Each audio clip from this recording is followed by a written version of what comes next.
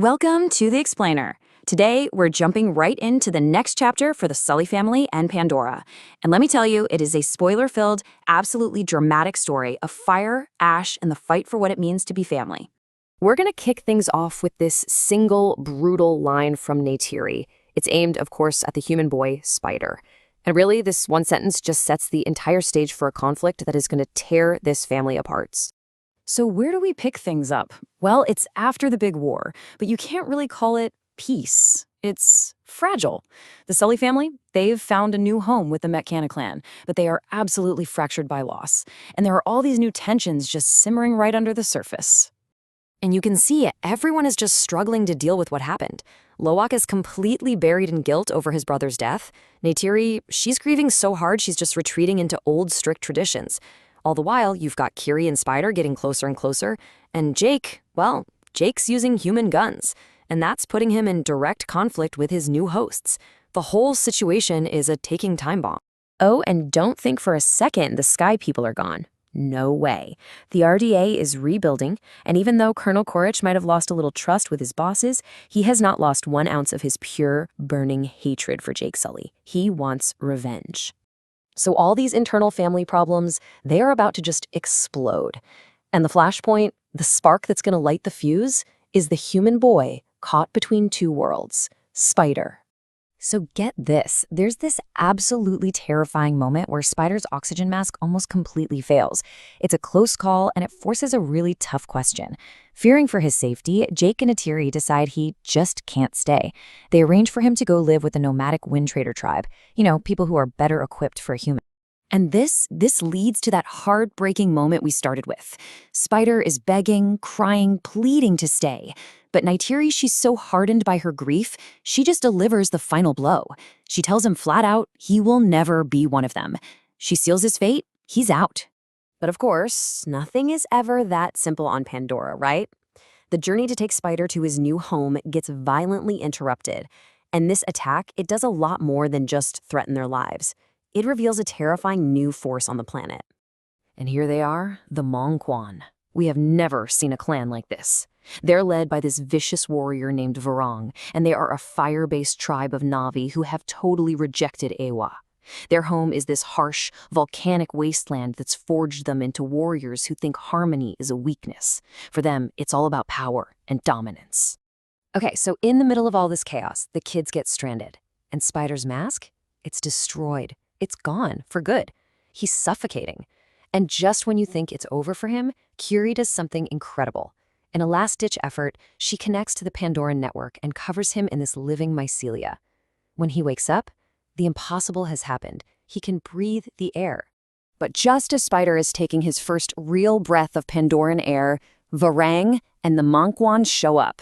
They capture the kids, and when Kiri tries to tell them this is Eywa's will, Varang just scoffs.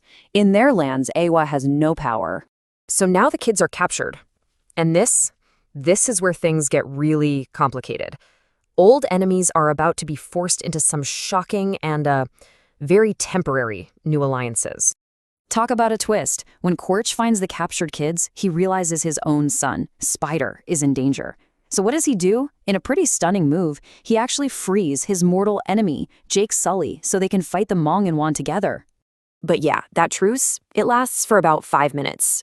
Korich immediately sees the power of the Mangkwan, betrays Jake on the spot, and forges a new, much more dangerous alliance with Varang. He offers to teach her people how to make thunder with human weapons.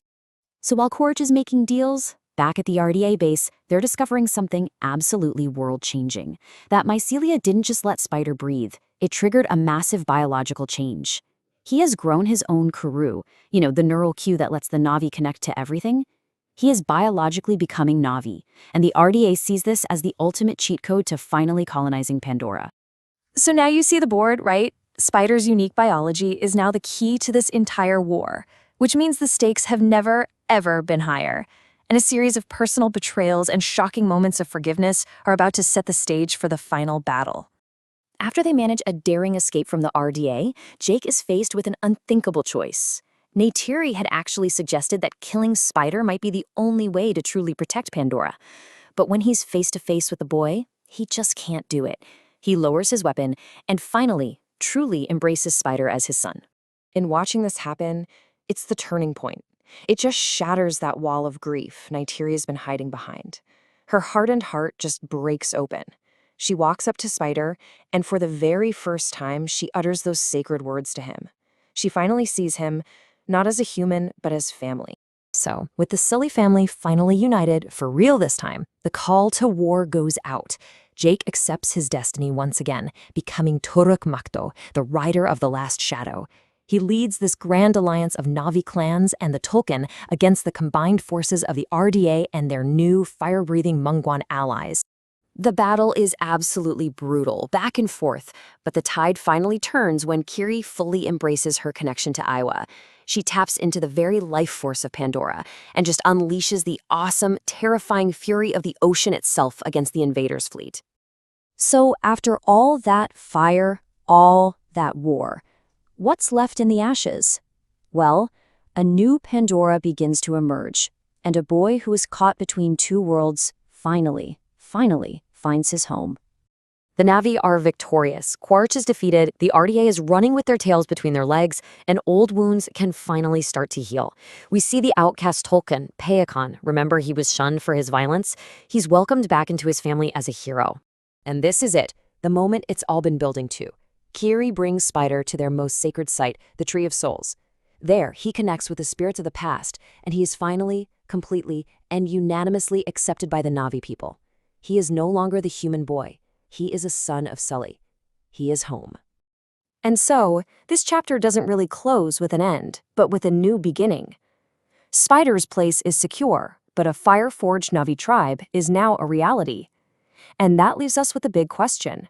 In a world that has been so fundamentally changed, what new challenges are going to rise from the fire and ash?